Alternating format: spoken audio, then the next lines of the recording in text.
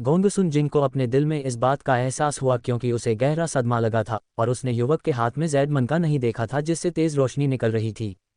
इस क्षण स्वर्ग और पृथ्वी की घटनाएं अचानक थम सी गईं और फिर बादल छट गए, तेज हवा शांत हो गई और सब कुछ समय के साथ उल्टा हुआ प्रतीत हुआ। ऐसी प्रचंड शक्ति ने गोंगसुन जिंग के दिल को झकझोर दिया, उसके सारे विचार बिखर गए और केवल विस्मय और घबराहट ही रह गई। तभी उसने वांग इनफेंग के हाथ से जेड बॉक्स और गुप्त पुस्तिकाओं से भरी टोकरी को चुपचाप गायब होते देखा। सदमे से अभिभूत होकर उसने मान लिया कि यह वांग इनफेंग का ही काम है और वह उसकी और भी ज्यादा प्रशंसा करने से खुद को रोक नहीं पाया। वांग इनफेंग को एहसास हुआ कि यह जरूर मिस्टर यंग की ही करतूत होगी और उसी वक्त गोंगसुन जिंग की नजरों को भांपते हुए उसने अपना दाहिना हाथ वापस खींच लिया और उसे अपनी पीठ के पीछे रख लिया और शांत रहा। उसने धीरे से गला साफ किया और उदासीनता से बोला, आप कहाँ देख रहे हैं? गोंगसुन जिंग अभी भी सहमा हुआ था, लेकिन ये शब्द सुनकर उसे एहसास हुआ कि वह अचानक पकड़ा गया है। हालांकि दुनिया में बहुत कुछ अनुभव कर चुका होने के कारण वह जानता था कि डरपोक बनने से वह और भी ज्यादा अप्रिय हो जाएगा, इसलिए उसने जल्दी से खुद को संभाला, मुट्ठी बांधकर सलाम किया और न तो विनम्रता से और न ही अहंकार से कहा, अधीनस्थ हॉल मास्टर के दिव्य कौशल से बस मंत्रमुग्ध था। उसकी आवाज़ थोड़ी रुकी और फिर उसने प्रशंसापूर्वक कहा, मुझे डर है कि ऐसी शक्तिशाली शक्ति महान बुजुर्ग किंग फेंग एज से कम नहीं है, जो एक तलवार से हजारों मील दूर बादलों को चीर सकते थे। हॉल मास्टर के दिव्य कौशल वास्तव में किसी के क्षितिज को व्यापक बनाते हैं। ये कथन कोरी चापलूसी नहीं थी, बल्कि दिल से निकला था। युद्ध कला के मार्ग में बलवान होना तो प्रभावशाली है ही, लेकिन पहले जैसा सहज नियंत्रण तो और भी दुर्लभ है। हाथ के एक झटके से अशांत हवाओं पर हावी होकर यह आकाश को चीर देने वाली एक रेखा से कम राजसी कैसे हो सकता है? वांग इनफेंग इन शब्दों से क्षण भर के लिए चौंक गए। उस पूर्ववर्ती को स्वयं देख चुके होने के कारण ऐसी प्रशंसा से वे अजीब तरह से शर्मिंदा हुए। एक पल के लिए तो वे ये भी भूल गए कि यह सब श्री यंग का ही काम था। अपने अंतर्निहित स्वभाव को बदलने में असमर्थ उन्होंने सहज ही कहा, मैं अभी भी महान बुजुर्ग से बहुत दूर हूँ। जैसे ही उसके मुंह से ये शब्द निकले उसे एहसास हुआ कि यह उचित नहीं था, एक प्रकार की रियायत जो हॉल मास्टर के कद के अनुरूप नहीं थी। उसकी आवाज़ धीमी हो गई क्योंकि उसने गोंगसुन जिंग का ध्यान हटाने की योजना बनाई ताकि वह पहले की गलती पर ध्यान न दे। तुरंत ही वह इस सोच में डूब गया कि आज के लिए क्या क्या व्यंजन बनाएं। गोंगसुन जिंग पर उसकी नज़र इतनी शांत हो गई मानो वह किसी बड़े गहरे रंग के बैंगन को देख रहा हो। उसने अपनी आवाज़ में जितना हो सके उतना शांत स्वर में कहा, इसके अलावा उस पूर्ववर्ती ने उस दिन फिंगर तकनीक का उपयोग किया था, तलवारबाजी नहीं। ये सुनकर गोंगसुन जिंग का दिल कांप उठा। पूरी दुनिया में ऐसी कहानियां फैली हुई थीं कि महान बुजुर्ग ने अपनी तलवार से हजारों मील की आकाशीय चमक और बादलों के समुद्र को चीर दिया था, जिससे भेदी तलवारबाजी निकली थी। फिर भी उनके सामने बैठे हॉल मास्टर ने बड़ी बेपरवाही और लापरवाही से दावा किया कि यह उस दिन इस्तेमाल की गई तलवारबाजी नहीं बल्कि उंगलियों की तकनीक थी। अगर उनकी बात सच थी तो पूरी दुनिया ने महान बुजुर्ग मुरोंग की असली क्षमताओं को कम करके आंका था। लेकिन तभी उसके मन में एक और विचार आया, यह आदमी कैसे जान सकता था कि उस दिन तलवारबाजी नहीं बल्कि उंगली की तकनीक का प्रयोग किया गया था? novelbin.com पर छिपी हुई सामग्री खोजें। क्या ऐसा हो सकता है कि वह उस दिन किंग फेंग एज पर मौजूद था, या उसने स्वर्ग और पृथ्वी की घटनाओं को देखकर तीव्र तलवार इरादे के नीचे छिपे मार्शल पद का अनुमान लगाया था? यदि यह पहला मामला था तो क्या इसका मतलब यह था कि इस गुप्त संगठन का महान बुजुर्ग मुरोंग के साथ गहरा संबंध था? यदि यह बाद वाली बात थी, इस आदमी का युद्ध कौशल कितना निपुण था? नहीं, जरूरी नहीं कि उसने ही इसे पहचाना हो सकता है कि किसी नीले अजगर जैसी कदकाठी वाला कोई व्यक्ति ही रहा हो, लेकिन अगर वह मुरोंग किंगज्यू के युद्ध पथ की बारीकियों को समझ सकता था तो उसकी साधना का स्तर भी उससे बहुत पीछे नहीं रहा होगा। एक पल में गोंगसुन जिंग ने अपने दिमाग में मौजूद संकेतों को सुलझा लिया और इस संगठन के प्रति उनका सम्मान और भी बढ़ गया। इस बीच शाओलिन मंदिर में श्री यंग और 2 अन्य लोगों ने एक घेरा बनाकर सभी खोए हुए खजानों और मार्शल आर्ट मैनुअल को इकट्ठा किया। एक विद्वान ने अपनी 5 उंगलियां फैलाकर आध्यात्मिक सार का एक बड़ा हिस्सा इकट्ठा किया जो फिर एक मानव आकृति में बदल गया। एक कदम आगे बढ़ा, उसका दाहिना हाथ उठा, सीधे उस आदमी के माथे की ओर इशारा करते हुए उसने धीमी कठोर आवाज में कहा, जागो। पुनश्च पहला अपडेट।